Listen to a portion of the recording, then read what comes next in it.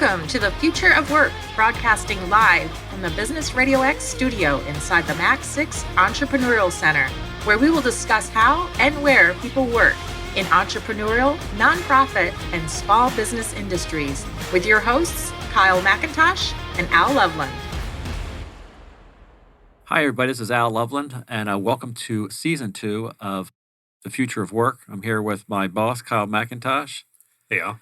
And we have our distinguished guests, Mr. Ben Johnson, who, with his knowledge, we should probably start calling him Dr. Johnson. And then we have Austin Miller over here. So what we're going to do is we're going to talk today about what I like to call the things that you can't do at home. One here at Mac 6, we have a space for companies that are up to about 100 up there with Moxie. And we have people that come in for virtual offices, but then also come in for space for up to 20 hours. And one thing that I want to kind of stress today is that how we as individuals, the connections, the interactions we have that are positive to the growth of your business, but also, you know, for myself when I was here to my psyche. So also we're going to start out with you and just take us through like your journey. Like I always like to say from where you graduated high school or college to what got you here today to Mac 6. Okay, yeah. Thanks, Al. So, I graduated from in Corpus Christi, Texas, and then I made my way up to the Dallas-Fort Worth area. Attended the University of Texas at Arlington and studied software engineering. Worked in the corporate world for a little while, probably 5 or 7 years or so. Did everything from simulators for like the fast jets, so like the F-35 and stuff like that, and consulting in retail space. And then I think it was about 2016, I decided to kind of go out on my own. At the time, bootstrapping was kind of like the hot thing in the computer world. And so I did that with a company called PagerTree. Learned a lot of lessons along the way. I thought people were just going to bust down my servers as soon as I opened up. And it was a long learning journey of trying to iterate on that process. And since that time, we moved out to California, and then we moved back to Texas, and then now we've moved to Arizona, me and my wife, and now I run PagerTree. And yeah, that's kind of the journey, and I was looking for an office space, and this is actually pretty close to where my wife works. It was a great space. I mean, the desks, as well as like the rates were really good. I was renting back in Texas as well, and the rates were a lot better here, and the space was a lot nicer and real modern. So I like that. Okay. Ben, how about yourself? What was the question? I'm trying to, as he's telling his journey, I'm trying to remember mine, and it's like trying to remember like the plot of a book you read in high school or something, because it's been taking some interesting turns. But the short version is, I've made the rounds in the whole corporate world and working for some large companies and doing software development. Most of my career has been as a data engineer and doing things around automation and manufacturing and things like that. So I'm relatively new to running my own business. It's only been around maybe 3 years doing it full time. And so, I first came to Mac 6 through a branding agency that I was a software developer for. And I remember we were in a small little office, and we were looking for a co-working office to move to. So we went to, several different ones, and we all voted. And this one was closest to my house, so this is the one that got my vote. I'm really glad I did, because when I left the company, I got a better opportunity, and so I went up to Mike Jones at Resound. I said, hey, a couple of questions. One, is it okay if I quit? And then two, is it okay if I just move to the row of desks behind you? Is that going to be awkward? And he laughed, and he's like, oh, no, actually, we were, they were moving away from software development and into something else. So I was thinking he was, probably trying to find a nice way to maybe let me go anyway. So he's like, oh, darn, you're going to leave? Oh, okay. But no, it was great working with them. And then I was working for another company based in Texas also, but I'm here in Arizona. And so they paid for my desk for me for a few years. And then COVID happened. And so I'm like, oh, that shifted things around a little bit. And so it was kind of, and now I've got my own business, and I'm added as a co-founder for another business. I'm trying to convince them to all get desks here too, just to make my life easier. So yeah, it's been nice having, several different types of working environments, and Mac 6 has kind of had something available for me for, regardless of what stages I've been at. So and I've been here, Forever. it was, I think it was just shortly after it was made into a co-working space, like within, I don't know, like lose track of the years, 6 years, 7 years, 8 years, I don't know, something like that. Yeah. So, curiosity, I just haven't even thought about this before. Do you still do work with Resound at all? No, I was doing some contract stuff off and on from time to time, but no, it's been a while. I think they've gone kind of away from the kind of stuff I do, so it's been a while. Interesting. They're still in the space, still in the building, Yeah. more traditional office space now, and outgrew what's going on in the co-working space for them. But yeah, I mean, these stories are personally fascinating. Just sit back and watch people grow and transition and sort of figure out what they want to do with their lives. And how do you? I mean, both of you kind of started off corporate and went to this. I think I'd rather do something on my own. What do you think that was? Do you think there was something that you grew up? Did you grow up saying, I want to own my own company, I want to do my own thing, or I'm rebelling, screw the man, I'm going to go do my own thing? Or where did that come from in both your lives? You want to take that, Ben? Yeah, I've got a lot of thoughts on that. I remember when I was in college, I was dating a girl, and her dad worked for some company his whole life and had just gotten let go. And so we were just talking about the stupid things that young people talk about, and like, what's your greatest fear, that kind of thing. And she's like, oh, well, my greatest fear is working for a company. You're working is to have that happen. What happened? You put your whole life into a company, and then you're 5 years away from retirement, and then they let you go. So she's like, just that thought of just getting let go at the end like that is my greatest fear.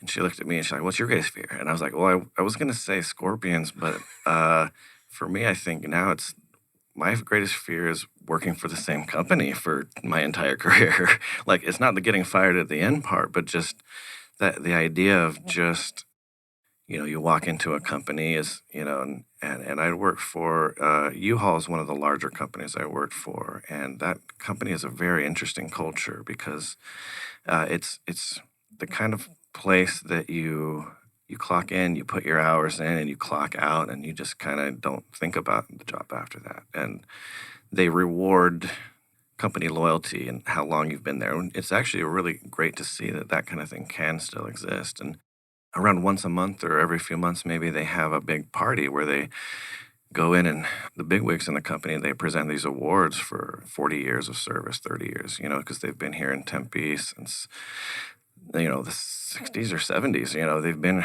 an institution here. And so there's people who have been here. There's one guy I would talk to. He's like, we had these big, giant stamp computers back when I started here. I remember when we could smoke in this building, and so it's like, but then at the same time, I was young and ambitious, and I'm like, I have all these ideas. I'm like, oh, I think we can fix this, and we can modernize this. And I'd go to my superiors, and they'd been doing programming for 40 years, and they're just looking at me like, I have no idea what this guy's talking about, and I think that's going to be more work that I'll have to do. And so they would just kind of like, yeah, I'll take a look at it, and I'd see them, shuffle it under their pile of papers. And so for me, it was like, the pace was just too slow. It's the kind of place I would love to work at when I'm 60, but I just couldn't. That's kind of when it kind of clicked for me. Like, I don't think this is for me. I need to move fast. I need to be learning new things.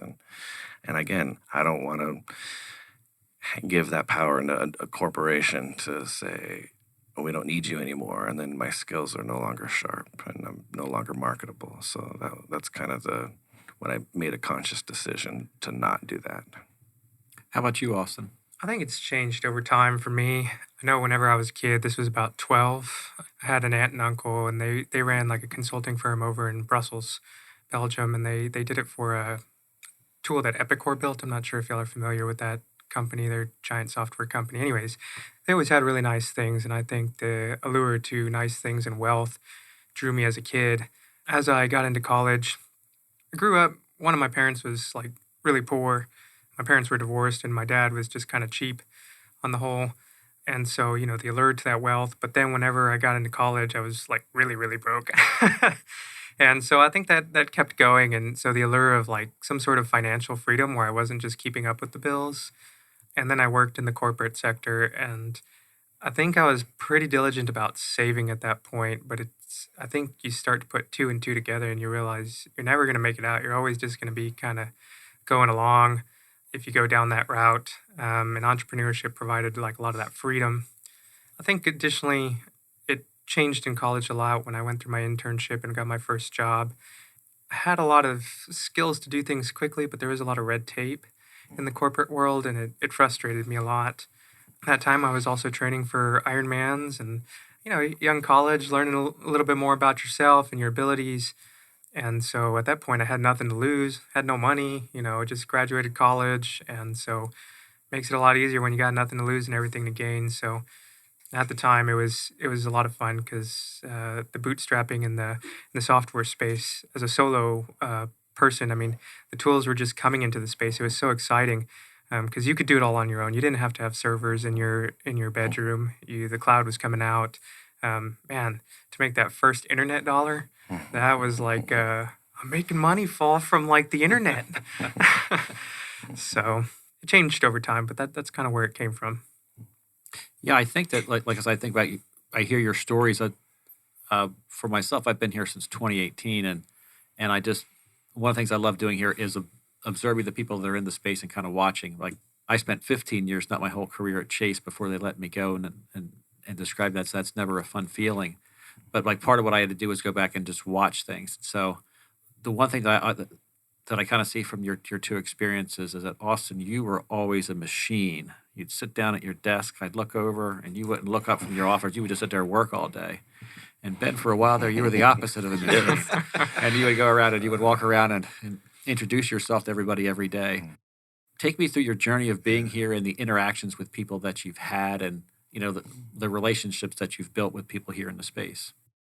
I've got pretty bad ADHD, so for me to be able to just sit at a computer all day, I have limitations on, I get distracted very easily. So, there's, it's one of the reasons I come into an office instead of working from home is because it's like you get into a rut when you have the same environment over and over and have that separation of like, this is where I work, this is where I just watch TV and sleep. And so it's, and also, doing all this on my own, like I don't understand accounting. I don't understand branding. I don't understand project management. There's certain pieces that when you're going to have to do everything on yourself, it looked like I was going around socializing, but, I was really just kind of stealing little pieces of information from people, like, oh, by the way, what are you doing? How do you do that? And I've always asked a lot of questions and then get a peek into how other people run their businesses. And that would give me ideas and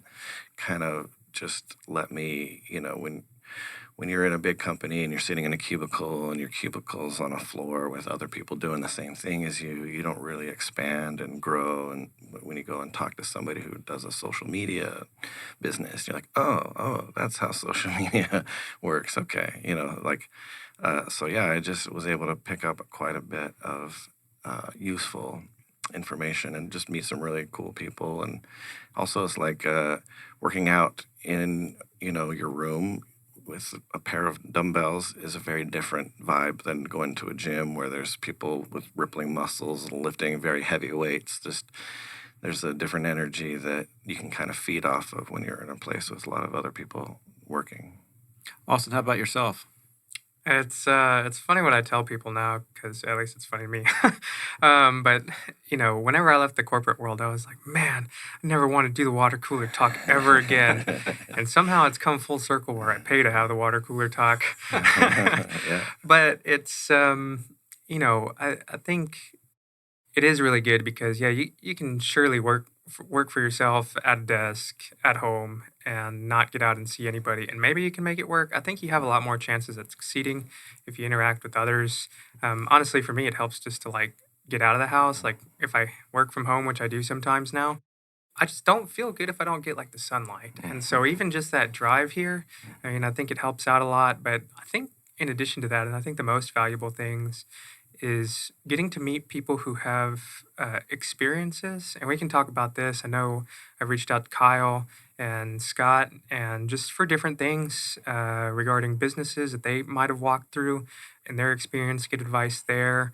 Another thing is too, like the social events that y'all have done here. I know we did like a Cinco de Mayo thing, and that was really fun. And just, you know, we have so many facets of our life, and it's not just face to the screen, grind it. So I think getting out and sharing those with other people is an intangible benefit that you get, but it's probably the most valuable, I would say.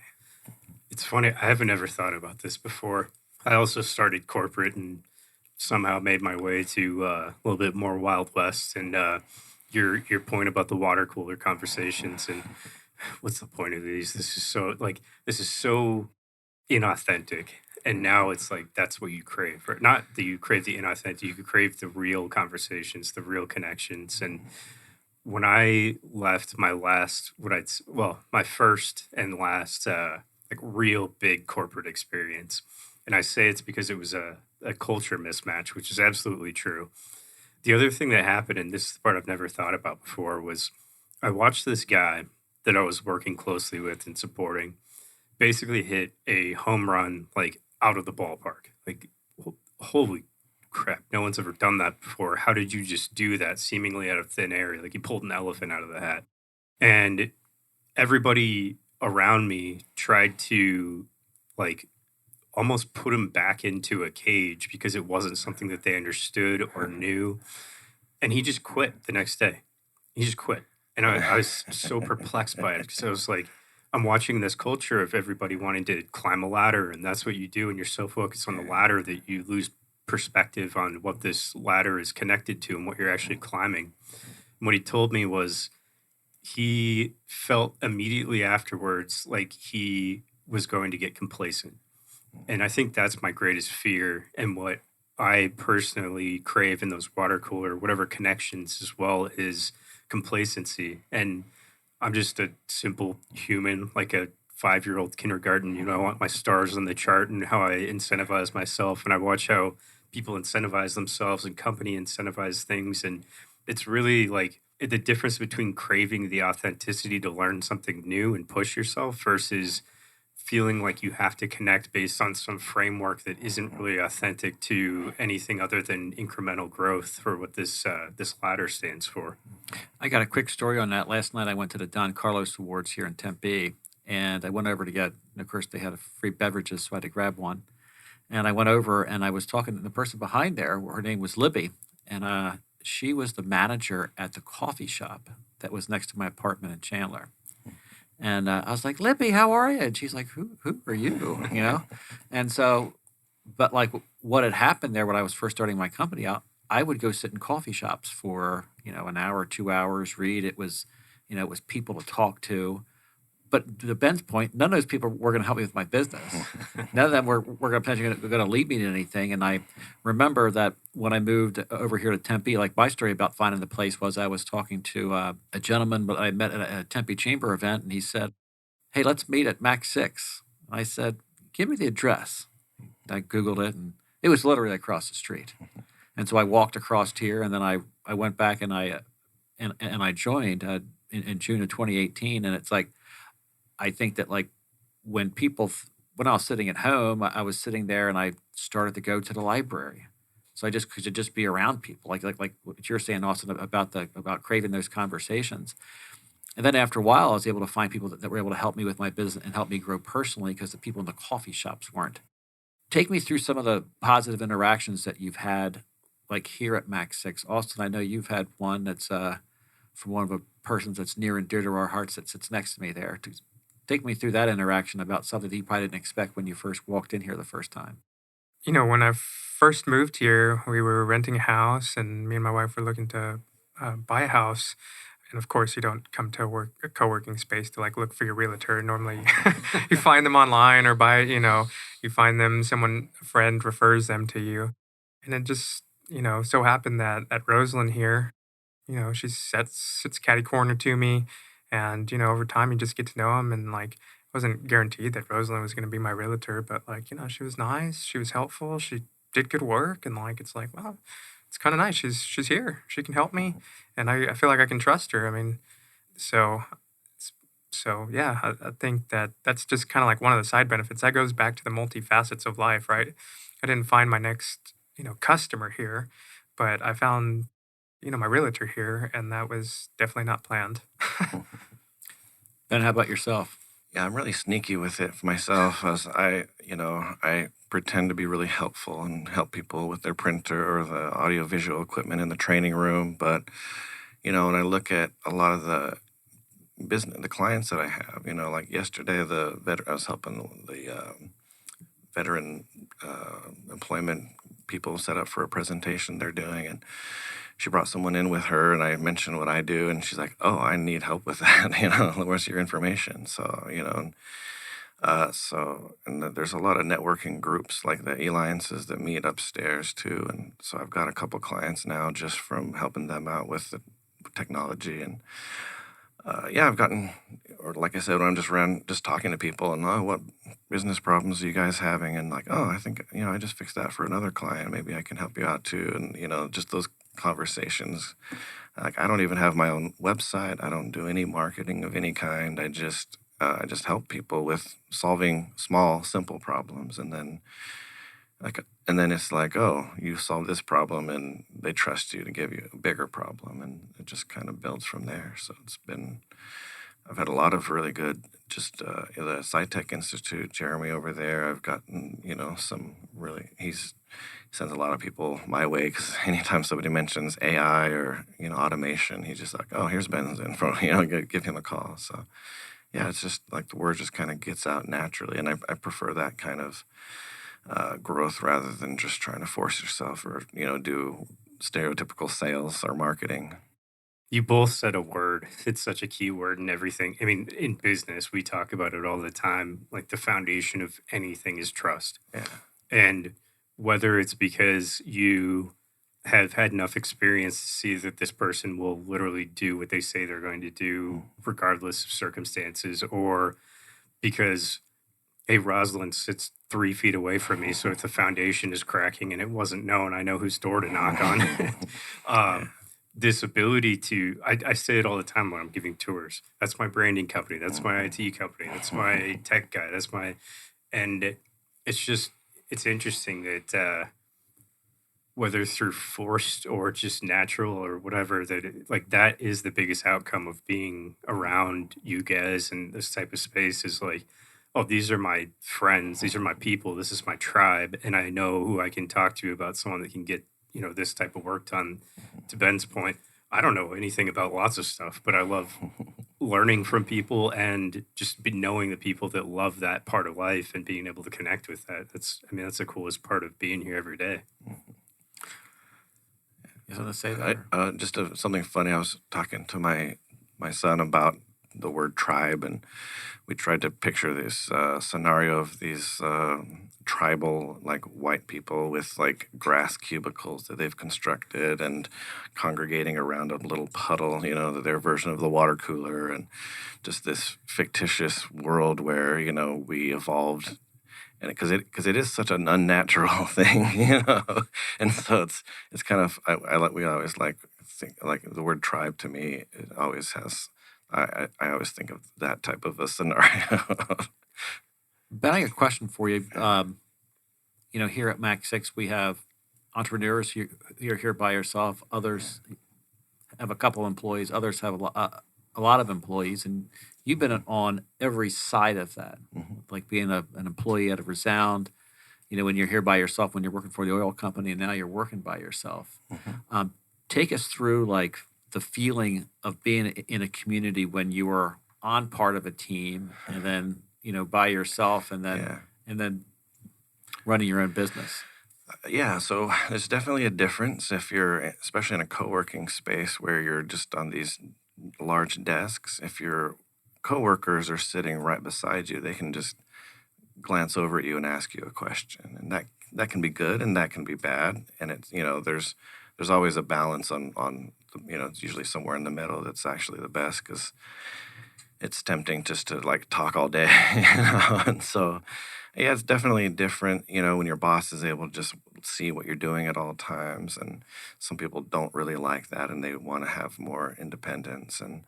But then again, it's just like, I have a question, I'm stuck on something, and I can just ask someone, have it answered right away. There's times when you really need a lot of momentum, and when you have to send an email and wait for a response, you lose that momentum. And so there's definitely, especially at Resound, we would start off by doing some type of improv kind of thing just to get all of our energy up. And so that's something that when you just roll out of bed and log into your computer, like Austin was saying, you're not getting that sunlight or the other person's energy around it. And so I love improv, but I do not love 8 a.m. improv. There's usually no improv performances that happen early in the morning, and that's for a good reason. So we all hated it, but we also kind of needed it. It's just kind of we play some stupid game just to wake everyone up and get us all, it does kind of put you in sync a little bit, even though you're kind of, that's why I think in some places what is that, Tai Chi, they start off the morning and that just kind of get everyone synchronized together. I'm sure there's some value in that kind of thing. And then when I went, it was a little funny because I literally just moved one row of desks. I was just like, all right, I quit. And it's just like breaking up with a girl that and then you buy an apartment next door to her, And so it was nice because I was still friends with them all. So I could just, still hang out in the, have a coffee in the kitchen and have a friendly chat with them. And then you don't have to really I can come in at 10 o'clock. They, they can't say anything. And my company was based in Texas. And so it was nice. It was definitely a little bit different because, that company culture was very different. They communicate everything through text messages. So I'm just on my phone sending text messages all day, doing my work at my computer. But I definitely was more productive being in an office than I would have at home. And yeah, now I have a private office here so I can stay focused. I don't get distracted as easy. And then when I want to go out and walk around and, and say hi to a few people, I can kind of choose that balance on where I want to be. And so it's having a shared desk versus having a private office versus having your coworkers sitting all with you. All three are very different and have their benefits and their struggles as well. Take us through the difference between having the executive suite you have now and on the co-working desk. Like, what are some of the positives and negatives? And if you were recommending that to somebody, what would you recommend? Definitely for someone like me who's easily distracted, the ability to close a door and put on some noise-canceling headphones and just dive into my work. My business is actually at a place where it's growing pretty rapidly now, and I don't have time to walk around and socialize with anyone. And so it's become more critical for me to be able to have that environment when I need it. And for things like a lot of times I'll record, instead of just trying to type out instructions for one of my clients, I'll just record a quick screen recording and share my screen and just explain everything I'm doing. And that way, instead of me having a Zoom call, I can just record it on my own time. They watch it on their own time. And then if they forget, they can go back and watch it again. So yeah, in a shared space, having to record audio, potentially with people walking behind you or not coming to try to say hi to you while you're in the middle of recording something can be a little bit disruptive.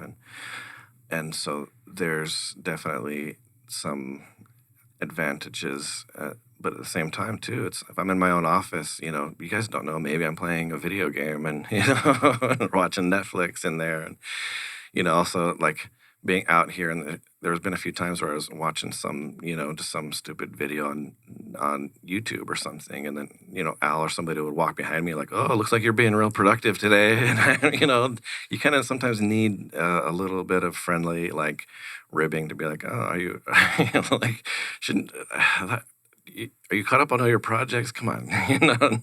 So it is kind of nice just for people to call you out on stuff like that sometimes, just to keep, because we're all here to work, and what's the point of paying for an office if you're gonna just come in and do the same stuff you would just be doing at home? So Now, Austin, as I said earlier, you are the model of focus when you're here. yes, And so a lot of people, they go back, they say that one is they feel that they can't work here because someone might hear them talking on the phone, or other people talking on the phone might block them out.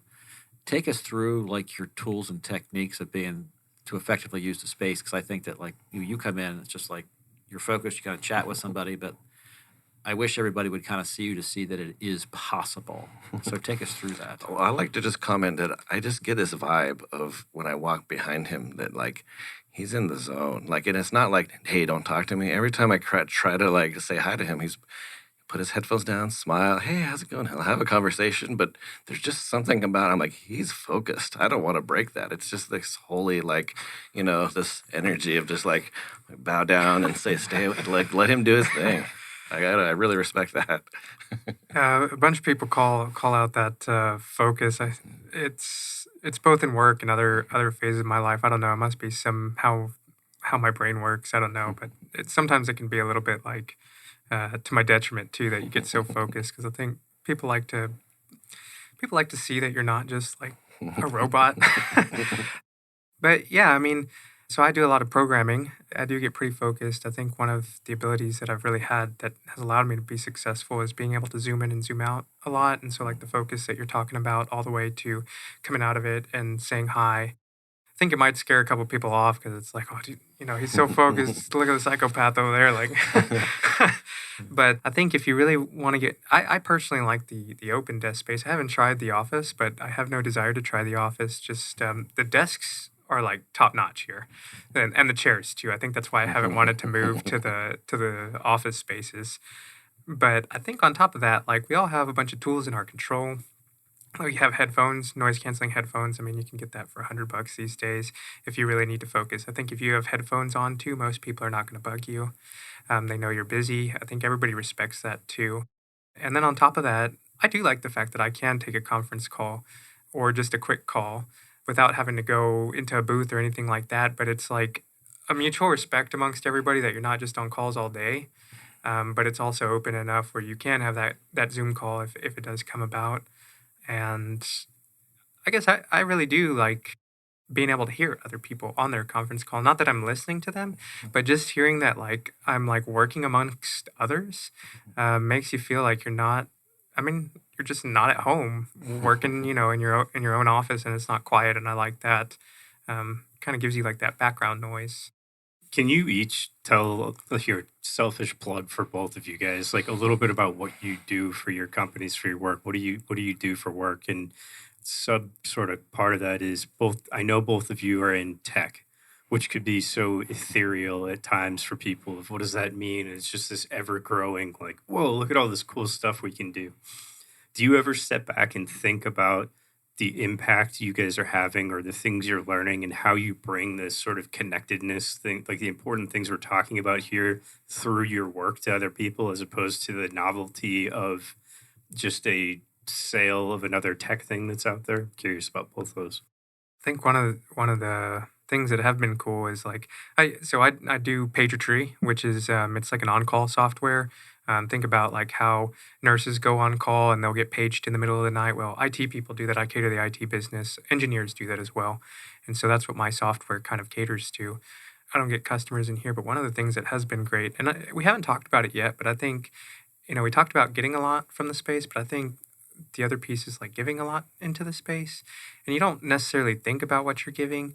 But for example, like Ben, who wasn't able to make it on the show, I know we've talked about just like tech stuff in general. And it doesn't have to be like, oh, I'm giving him advice, or he's giving me advice, or I'm offering a tool. And it's this dialogue that happens naturally.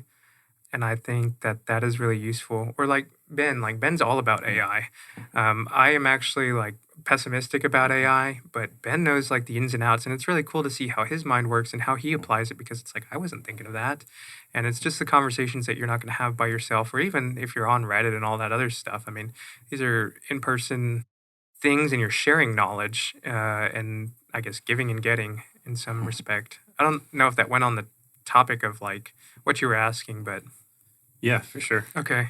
Yeah, I like what you said. It's like people in the gym. They're like, "Oh, what protein powder are you using?" And like, "Oh, nice." So it's just like tools of the trade. And yeah, I pick Austin's brain all the time because he's in a similar space and definitely solving problems that I want to get better at solving too. And so yeah, and especially that he came at it more from a product route where I'm more at the services. Like, and my business is mostly uh, you know, instead of solving one problem, I kind of zoomed back a little bit and I figured, there's all these different software tools, and now we're at a place where there's just too many software tools, and so the challenge most people have is how do you get the data from one into another, and not just one into another, but across all 40 of your apps, and how do you get them to talk together? So that's mainly the problem I solve is just dealing with all of the data and all the different places it comes from and needs to go to, and then AI kind of connects dots that were a little bit more difficult to connect before, and now they're just a little bit easier to connect. And so yeah, that's the short version of what I do in my business. Is I don't really sell any products or anything. I just kind of consider myself like the automation department for another business and go in and help them create those solutions. One of our three virtues is community, and we have the community events. Take me through which ones you enjoy, the feeling that you get, like being part of the community, like you talked about the Cinco de Mayo party, and I'll never forgive the pandemic. For main thing was kind of hurting our kickball team. So, Yes. so like take me through those things, and Austin, you can start about Cinco de Mayo and like that great time we had being partners in the what's that called? Beanbag or Bags. yeah, Cornhole. bag, yeah, cornhole, yeah. So go ahead. Oh man, I was such a sandbag on that team. No, yeah, it was a lot of fun. I think that's the one that sticks out. I don't know if I've been to other ones. I know there have been other ones, but that's the one that sticks out. I mean, it was just a lot of fun. I mean, you're outside. You're playing party games. The food was really good too, and I think it's just a time to meet also people like in the different buildings that you probably don't interact with too. Like there's some, I forget if they're in this building or like the upstairs. They also do tech. They do like some chips for.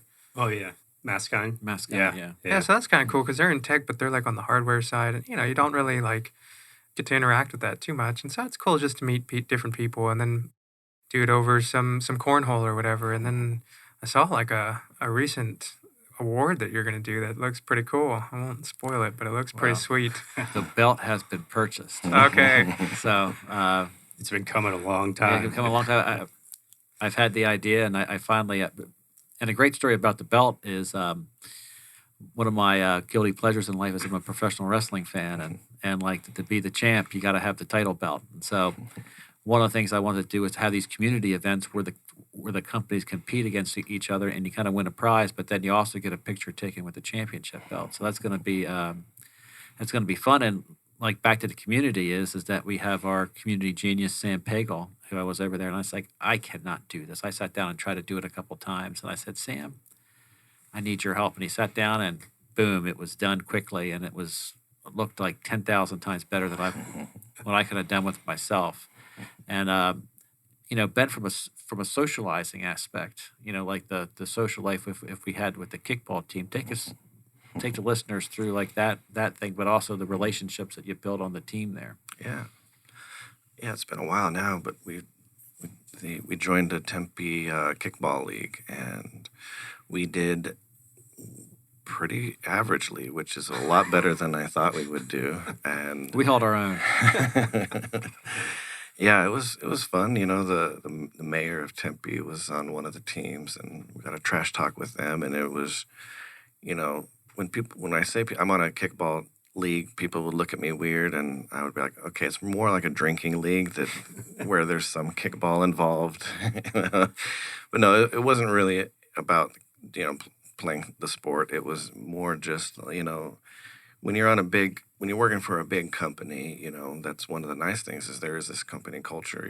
A lot of people spend more time with the people they work with than they do with their own families. And so for people who are running their own business or a small business of two or three, you don't really have that other community that people working at a big company have. And so it was kind of a nice, it was kind of like we all joined forces, all work for different companies, but we all work together on, just something fun that we don't have to do. And we'd go out for appetizers and stuff after the game and just talk about how awesome we did at the game and how much fun we had. And we just wore silly hats and just, yeah, it was. And then when the kickball ended, we would still kind of get together from time to time, do some random event. So it kind of fizzled out after a while. But pandemic has something to do with that too.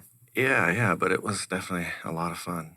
I talk to people. I used to be perplexed by this thing where some people on Earth are opposed to competition because it seems like this proof of I'm better than you, or you're better than me, or that guy's better than that guy, or whatever.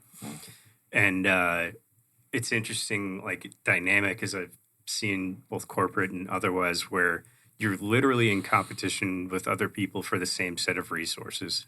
In some circumstances, if you're working for a company and you're trying to climb a ladder faster than the person next to you, versus theoretically, we're all in competition with each other as we enter into this space every single day, but not against each other, but against ourselves and with ourselves. Where if Al comes up and says, "Ben, why are you watching that YouTube video? You should be doing," like just ribbing him, or I walk by and see Austin's in the zone, or Al teaches me something about management that just blows my mind, or whatever. And it's really like pure competition is not to.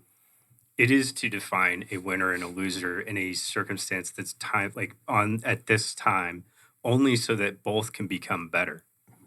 And I think that's the dynamic I watch around here all the time, and like with everyone here, is that we're all in competition with just this time we have together on Earth and what we can get done and what we can do for each other. But I'm not against Austin.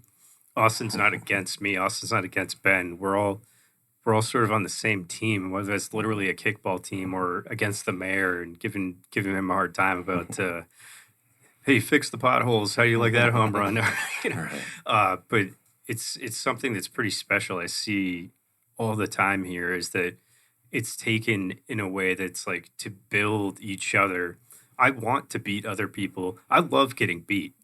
I do, because that's the best way you can. Well, your learn. Fantasy football record shows that. So. Oh yeah, I am putting on a clinic at learning in fantasy football this year. Actually, one last question for you guys before we start wrapping up is I was writing down home hybrid here. Like you have those different things that you're here, you can be at home.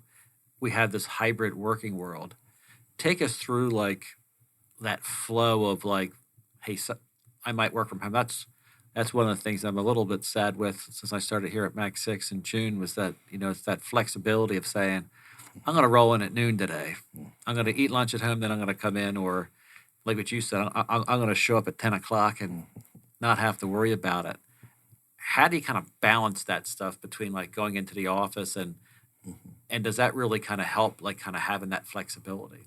I know this is going to sound a little bit silly, but it goes back to kind of our first point.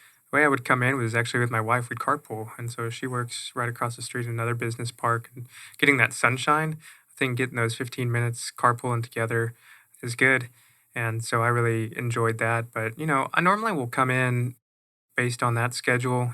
When I do come in, a lot of times I want to make sure I have a full day's worth of work so I can, as entrepreneurs, we don't always have a full day's worth of work.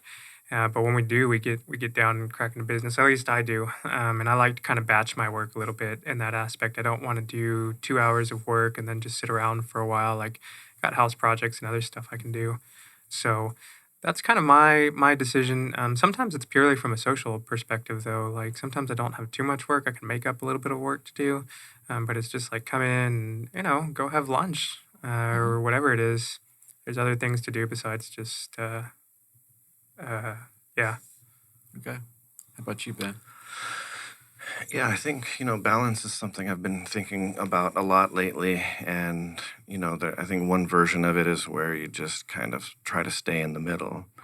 And I don't think that's as healthy because then, you're not getting in the sunshine, the metaphorical or otherwise. And as you guys know, I spend quite a bit of my time just traveling overseas. And so I think one version of it is you're just working from your home all day, every day, and then you're just looking at the same walls and you're not really experiencing new things. And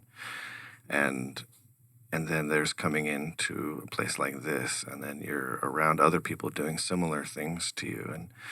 And then I'll go and spend a few months in Thailand, and I'm on the beach and working from rooftop pools and, in these big, beautiful places. And one thing I notice, especially when I'm in Thailand, I don't think of it as a vacation because I'm still working every day. But when I'm here at Max 6 and I've got a project and I have a deadline and, I look at my hours and, I get stuff done.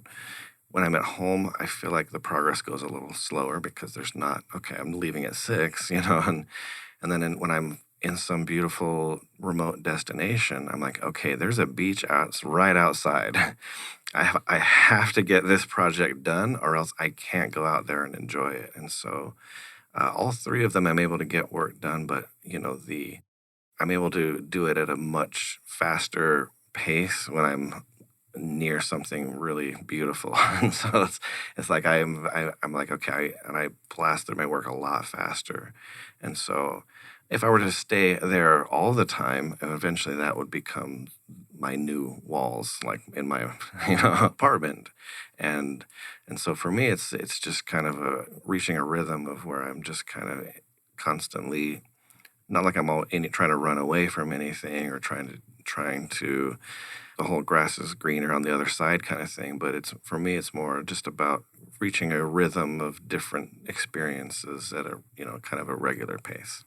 So I'm interested in both of you. Pretend for a second. I mean, we've been talking about Max 6, where you work, the type of work is a part of what we're talking about here. But pretend for a second I'm a CEO of a company that's about 25 people.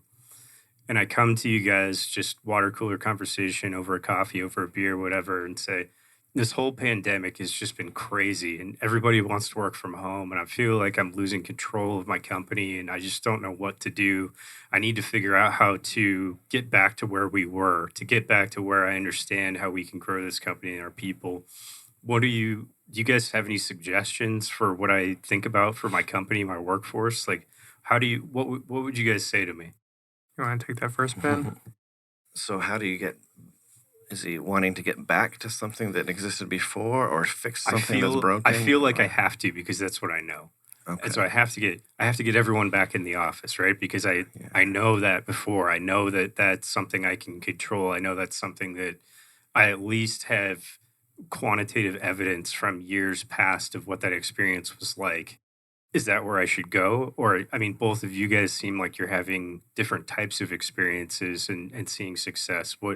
What kind of guidance would you give somebody that's just asking questions because they have no idea about this new world? It's all confusing.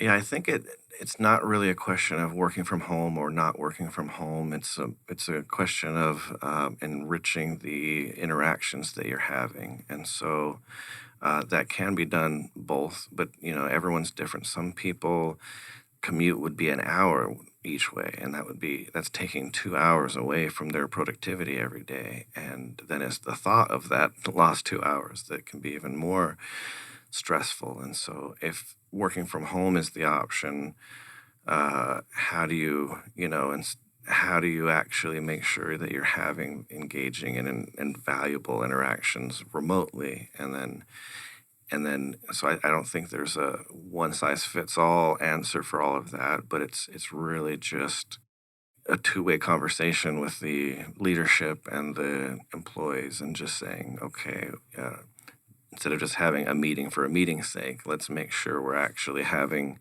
meetings that are moving things forward. And if we are going to meet in person, like I was saying, like at Resound when they did that little warm up, improv thing in the morning to get everyone synchronized, as much as we kind of rolled our eyes, that it did help as much as I hate to admit. So, is there something that maybe is a online equivalent of something like that?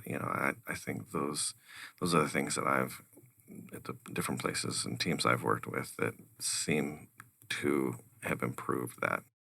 It's hard to have a blanket answer for something like this. I think if I were talking to someone just generically about it, I'd probably say, if walls are built to keep people out, they definitely shouldn't be built to keep people in.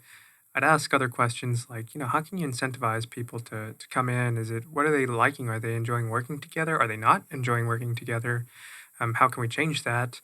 Do they like where they work? Maybe it's their desk. Maybe it's their commute or something like that. Is there some sort of hybrid thing to balance there? I think it would probably be unique to each company. But I'd say probably a blanket statement is that, the more you add handcuffs to people, probably the less and less they're going to want to come in. So it's taking a step back and figuring out what is it that your employees want, and then how do you cater to those things, I think would probably be a smart idea. All right. Well, thank you so much for the conversation. We're getting close to an hour here. So what I'd like to do is to kind of wrap this up as Austin and Ben is tell us your company website, your email address, and how people would want to get a hold of you. Yeah, my email is ben@arizonawebpro.com. You can find me on LinkedIn, Ben Johnson. That's pretty much, or just find me wandering around aimlessly in the hallways here. Austin?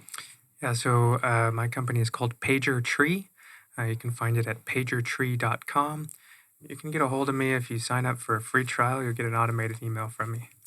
I don't know if it says it in our outro or not, but max6.com is how you get a hold of Max 6. And you can come and find Al or I or anyone on our team to give you a tour, or you might find Ben wandering the hallways and maybe he can give you his own tour. But no, thank you guys both.